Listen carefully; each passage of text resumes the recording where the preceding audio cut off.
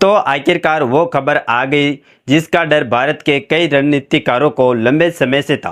भारत का strategic bomber का सपना, जो कि रूस के TU-116 बम्बर पर निर्भर था, फिलहाल पटरी से उतर चुका है। और इसके पीछे की वजह भी कोई छोटी मोटी नहीं, बल्कि रूस की प्राथमिकता खुद अपने युद्ध मोर्चों को देना, न कि भारत को। यानी कि जो TU-116 एक बॉम्बर भारत रेड पर लेने की तैयारी में था, अब उस डील पर एक बहुत बड़ा ब्रेक लगता हुआ दिखाई दे रहा।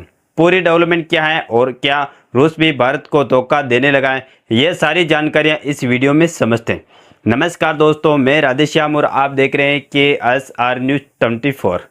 तो दोस्तों, भारत का एक सपना जिसे भारत ने कई सालों से संजो कर रखा था और यह उड़ान भरने ही वाला था, लेकिन रूस के एक फैसले ने उसे जमीन पर पटक दिया। यह कोई छोटा मोटा सपना नहीं था, बल्कि यह भारत का स्ट्रेटेजिक बॉम्बर हासिल करने का सपना था। जी हाँ दोस्तों, सपना पूरा होता तो TU-116 जैसा विशालकाय राक्षस हवा में उड़ता हुआ और भारत के दुश्मनों के रडार पर परमाणु साया बनकर मंडराता रहा। लेकिन अब लगता है यह सपना अधूरा रह गया और भारत के दोस्त देश रूस ने ही इस सपने पर लात मार दिया। दरअसल बॉम्बर सिर्फ एक हथियार नहीं, बल्कि यह पावर प्रोजेक्शन का सबसे बड़ा वेपन है, क्योंकि बॉम्बर एक प्रकार का युद्धक विमान होता है जिसे विशेष रूप से बम गिराने के लिए डिजाइन किया गया।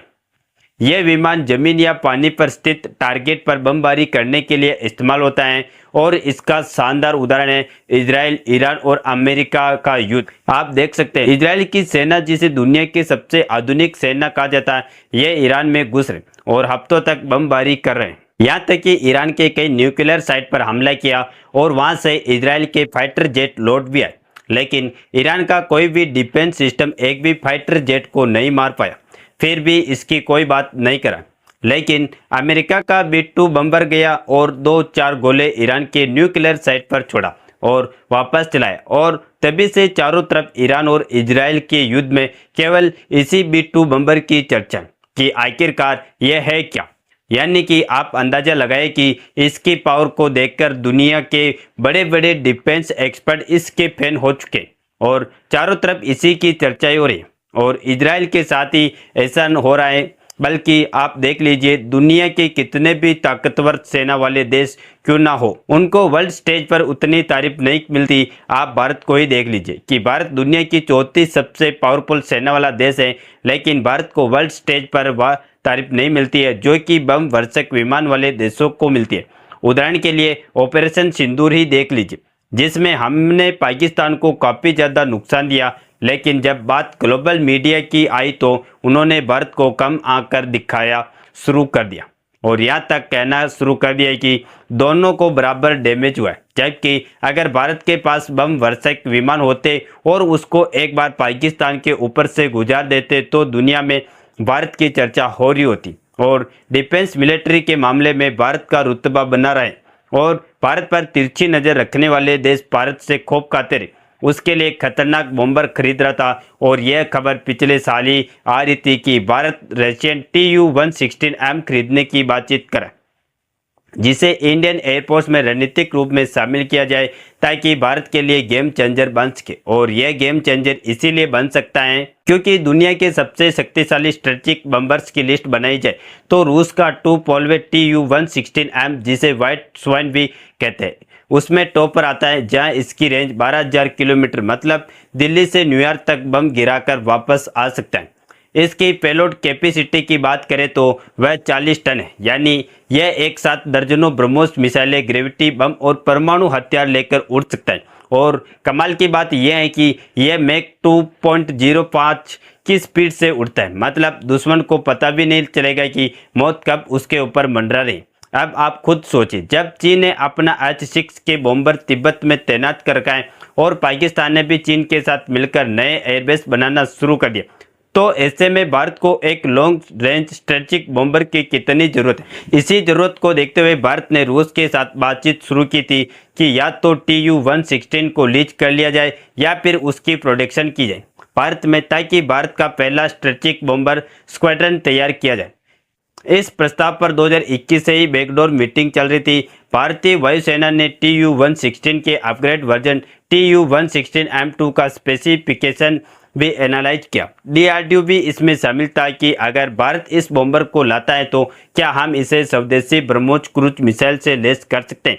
यानी प्लान यह था कि भारत इस बॉम्बर को एक उड़ती हुई न्यूक्लियर प्लेटफॉर्म बना दे जो एक ही बार में चीन की पूरी कमान को ही तहस नहस कर दे। लेकिन अब खबर आ रही है रूस अपनी बात से पलट चुका है और उन्होंने साफ शब्दों में कह दिया है कि फिलहाल Tu-116 बम्बर्स की सप्लाई किसी देश को नहीं की जा सकती क्योंकि रूस को खुद उनकी जरूरत है। यूक्रेन युद्ध के लिए अभी तक रूस के पास कुल 19 संख्या में Tu-116 थे, जिसमें से केवल 10 ही ऑपरेशनल थे, यानी कि लगभग 9 भारत को मिल सकते थे। अब आप पूछेंगे कि क्या भारत हाथ पर हाथ रखकर बैठा रहेगा या अब भारत कोई और रास्ता तलाशेगा। तो जवाब है भारत ने ऑलरेडी नया रास्ता तलाशना शुरू कर दिया है, क्योंकि बात सिर्फ एक बॉम्बर की नहीं है बल्कि बात भारत के रणनीतिक सैन्य भविष्य की है, जहां पहला विकल्प है स्वदेशी स्ट्रेटेजिक बॉम्बर प्रोग्राम। जी हाँ दोस्तों, भारत में अब चर्चा तेज हो गई है कि क्यों ना एक made in India long range bomber program शुरू किया जाए, क्योंकि HLDRDO और एडी जैसे ऑर्गेनाइजेशन के पास वह टेक्नोलॉजी बेस है जिससे एक ट्विन इंजन सबसोनिक या सुपरसोनिक बम्बर बनाया जा सकता है। दूसरा विकल्प है B-21 रेडर जैसे स्टेल्थ बम्बर में अमेरिका के साथ पार्टनरशिप। हालांकि अमेरिका ऐसी टेक्नोलॉजी किसी को नहीं देता, लेकिन भारत की रणनीतिक स्थिति और स्क्वाड के रिश्ते को देखते हुए भविष्य में डेवलपमेंट की संभावना बनाई जा सकती है। और तीसरा ऑप्शन है रूस के T-22M3 बम्बर के लिए। हाल ही में खबर आई थी कि भारत Tu-116 नहीं तो Tu-22M3 जो थोड़ा छोटा है उसे ले सकता है। इसी की रेंज 7000 किलोमीटर है और यह भी ब्रह्मोस मिसाइल को लॉन्च कर सकता है। लेकिन अब रूस के युद्ध के कारण यह डील भी अधर में लटक चुके। बाकी आपको क्या लगता है कि भारत को रूस धोखा दे रहा है या फिर वाकई में रूस बड़ी मुश्किल में फंस चुका है? अपनी राय कमेंट में जरूर बताएं और इस वीडियो को एक लाइक करके अपने दोस्तों तक शेयर जरूर करें ताकि उन्हें भी जानकारी मिल सके। और इसी तरह नॉलेजेबल वीडियो देखने के लिए हमारे चैनल KSR न्यूज को सब्सक्राइब करके बेल आइकन को ऑल पर जरूर सेलेक्ट करें। जय श्री राम, जय हिंद, जय भारत।